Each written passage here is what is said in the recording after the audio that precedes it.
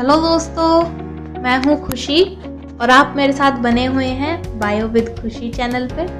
उम्मीद है आपको मेरे लेक्चर पसंद आ रहे होंगे।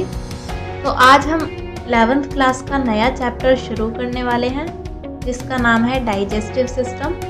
आपकी बुक में ये डाइजेशन एंड एब्जॉर्प्शन के नाम से भी दे रखा होगा, तो दोनों एक ही बात है। आज हम लेक्चर 1 शुरू कर रहे हैं। तो चलो पहले थोड़ा बिल्डअप करते हैं कहानी को। तो बच्चों, हमारी बॉडी में हर वर्क को करने के लिए स्पेशल सिस्टम्स बनाए गए हैं। जैसे अगर हम बात करें रेस्पिरेशन की, तो रेस्पिरेटरी सिस्टम बनाया गया है।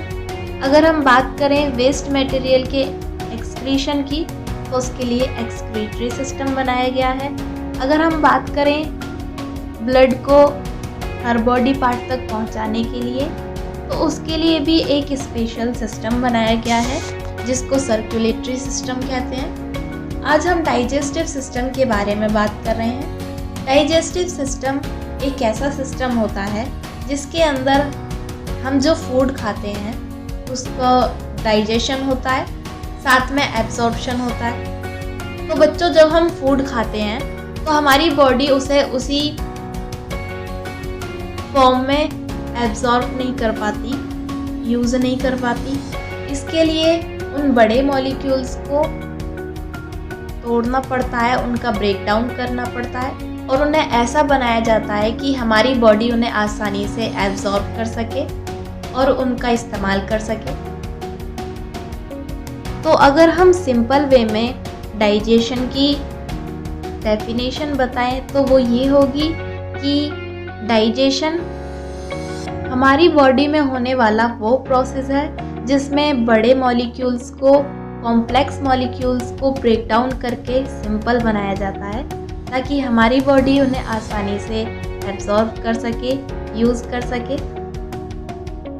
तो क्योंकि इस चैप्टर में हम फूड की बात कर रहे हैं, तो पहले फूड को ही जान लेते हैं। तो बच्चों, फूड सभी जीवों की, चाहे वो इंसान हो, चाहे बर्ड हो, चाहे कोई भी एनिमल हो, सभी की बेसिक रिक्वायरमेंट फूड होता है। जैसे जीवों को जीने के लिए ऑक्सीजन की ज़रूरत पड़ती है, वाटर की ज़रूरत पड़ती है, उन्हें साथ में फूड की भी ज़रूरत पड़ती है। तो फूड उनकी बेसिक रिक्वायरमेंट होती है। अगर फूड किसी जीव को ज़्यादा दिन तक नहीं मिलेगा तो उसकी मृत्यु हो जाती है।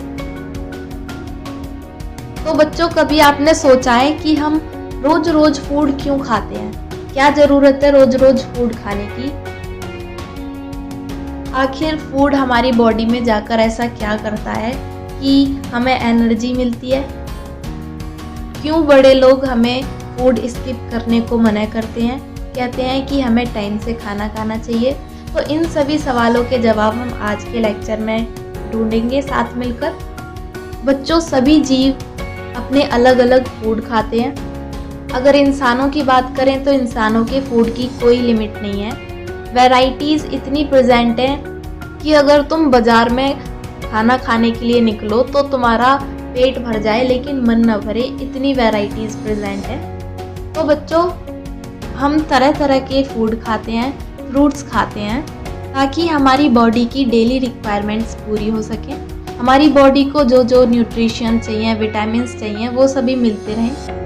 तो इजी वे में समझते हैं। तो बच्चों, एक जीव अपनी नॉर्मल लाइफ में भागता है, दौड़ता है, वर्क करता है और वर्क करने के लिए उसे एनर्जी की ज़रूरत पड़ती है। तो वो एनर्जी आती कहाँ से है? वो एनर्जी फूड से आती है। हमने चैप्टर 1 में सेल्स के बारे में पढ़ा था। तो सेल्स में बच्चों माइटोकॉन्ड्रिया नाम का एक सेल ऑर्गेनेल प्रेजेंट होता है। ये सेल ऑर्गेनेल एटीपी बनाने का वर्क करता है और एटीपी ही एनर्जी होती है। तो बच्चों, ये क्या करता है? ये ग्लूकोज के मॉलिक्यूल का ब्रेक डाउन करके ग्लाइकोलाइसिस की प्रोसेस करता है जिससे ये एनर्जी बनाता है, एटीपी बनाता है और उसी की वजह से हम वर्क कर पाते हैं। तो इसलिए हम अपनी डेली लाइफ में ग्लूकोज को या कार्बोहाइड्रेट को अपनी डाइट में शामिल करते हैं ताकि हमें एनर्जी मिलती रहे। आगे चलते हैं। तो बच्चों, हम अपनी लाइफ के दौरान रोज़ थोड़ी मोड़ी चोट खाते रहते हैं, लेकिन जब चोट ज़्यादा बड़ी नहीं होती, छोटी होती है, तो हम उसे ऐसे ही छोड़ देते हैं और वो कुछ दिन में अपने आप ही ठीक हो जाती है। तो वो ठीक क्यों होती है? क्योंकि हम फूड खाते हैं। अब वो कैसे होता है ये देखते हैं। तो बच्चों, जब हमें कहीं चोट लगती है तो वहाँ की सेल्स डिस्ट्रॉय हो जाती हैं, ख़राब हो जाती हैं। अब उन ख़राब सेल्स को रिप्लेस कर दिया जाता है नई सेल्स से।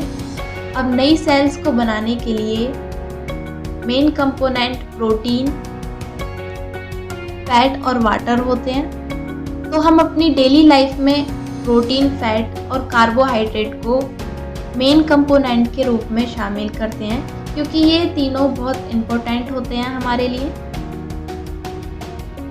अब मैं प्रोटीन के नाम पर आपको नॉनवेज क्यों दिखा रही हूँ? क्योंकि नॉनवेज में बहुत अधिक मात्रा में प्रोटीन होता है। ये आपकी हेल्थ के लिए बहुत अच्छा होता है। आगे बात करते हैं पॉइंट्स की। तो फर्स्ट पॉइंट ये कहता है कि फूड सभी जीवों की बेसिक रिक्वायरमेंट होती है। फूड के बिना कोई भी जीव ज़्यादा दिन तक जीवित नहीं रह पाता। उसे अपने रोज का जीवन जीने के लिए, वर्क करने के लिए फूड की आवश्यकता होती है। नेक्स्ट पॉइंट है कि हमारे फूड के मेजर कंपोनेंट जो हमें ज़्यादा मात्रा में चाहिए होते हैं वो कार्बोहाइड्रेट होते हैं। कार्बोहाइड्रेट यानी ग्लूकोज, सुक्रोज, फ्रक्टोज, स्टार्च, ये सभी। साथ में प्रोटीन और फैट्स होते हैं। नेक्स्ट पॉइंट है विटामिन्स और मिनरल्स भी हमें थोड़ी क्वांटिटी में चाहिए होते हैं, यानी ये भी ज़रूरी होते हैं, लेकिन ज़्यादा मात्रा में इन्हें खाने की ज़रूरत नहीं पड़ती। लेकिन अगर आप बिल्कुल खाना बंद कर दोगे तो आपको फिर परेशानियां दिखने लगेंगी। तो इनकी इम्पोर्टेंस देखते हैं एक बार। तो बच्चों, हम अपनी डेली फूड में विटामिन्स और मिनरल्स को भी शामिल करते हैं, चाहे थोड़ी क्वांटिटी में करें, लेकिन करते ज़रूर हैं। क्यों? क्योंकि हमारी सेल्स को बहुत सारे मिनरल्स की आवश्यकता होती है।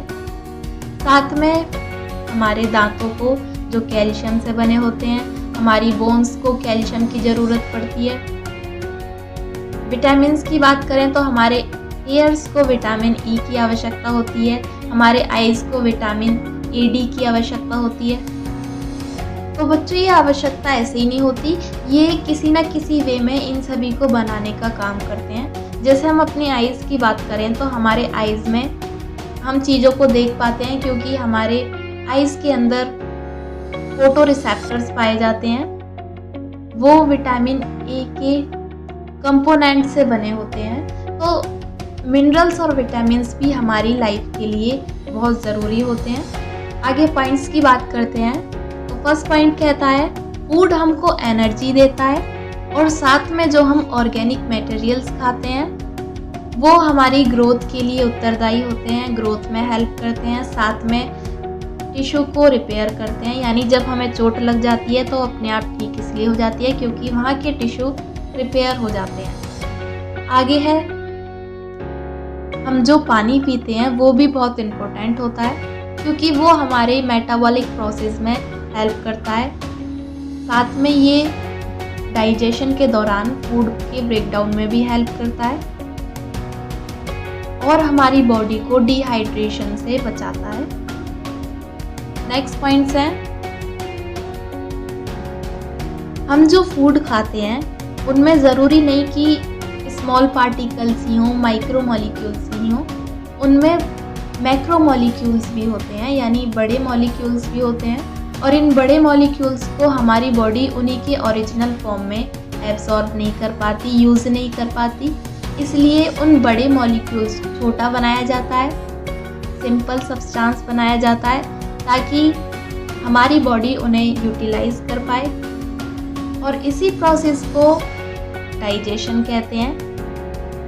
तो वो सिस्टम जिसमें डाइजेशन होता है, फूड का ब्रेकडाउन होता है, फूड को कॉम्प्लेक्स से सिंपल बनाया जाता है, उस सिस्टम को डाइजेस्टिव सिस्टम कहते हैं। तो बच्चों, एक एग्जाम्पल से समझते हैं। हम रोज़ मोस्टली सभी के घर में रात को राइस खाया जाता है। चलो सबकी पता नहीं, लेकिन हमारे घर में तो रात को थोड़े चावल सब खाती हैं। तो वो राइस आप जानते हो स्टार्च से बना होता है, उसमें स्टार्च पाया जाता है और स्टार्च ग्लूकोज का पॉलीमर होता है, यानी ग्लूकोज के मॉलिक्यूल साथ मिलकर एक चेन बनाते हैं, उसे स्टार्च कहते हैं। तो अब स्टार्च क्योंकि बड़ा मॉलिक्यूल है, इसे हमारी बॉडी ऐसे ही एब्जॉर्ब नहीं कर पाएगी, यूटिलाइज नहीं कर पाएगी, इसलिए स्टार्च को तोड़कर ग्लूकोज में कन्वर्ट किया जाता है। तो जो चेन बनाई थी उसे तोड़ देते हैं तो ये ग्लूकोज बन जाता है, क्योंकि स्टार्च का मोनोमर यानी स्टार्च को बनाने वाली यूनिट ग्लूकोज होती है। अब इस ग्लूकोज को हमारी बॉडी आसानी से यूटिलाइज कर सकती है, एब्जॉर्ब कर सकती है।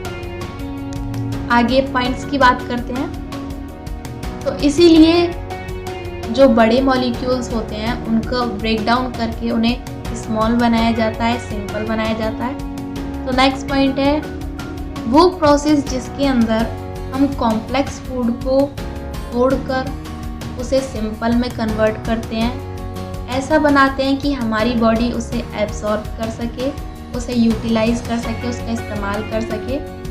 उस प्रोसेस को डाइजेशन कहते हैं। नेक्स्ट पॉइंट है डाइजेशन की प्रोसेस हमारे डाइजेस्टिव सिस्टम के द्वारा की जाती है। डाइजेशन एक मैकेनिकल और बायोकेमिकल प्रोसेस होता है। तो उम्मीद है आपको आज का मेरा लेक्चर पसंद आया होगा। अगर आपको अच्छा लगा तो प्लीज़ लाइक करना, शेयर करना, कमेंट करना और साथ में मेरे चैनल को सब्सक्राइब कर देना। Thank you so much, bye.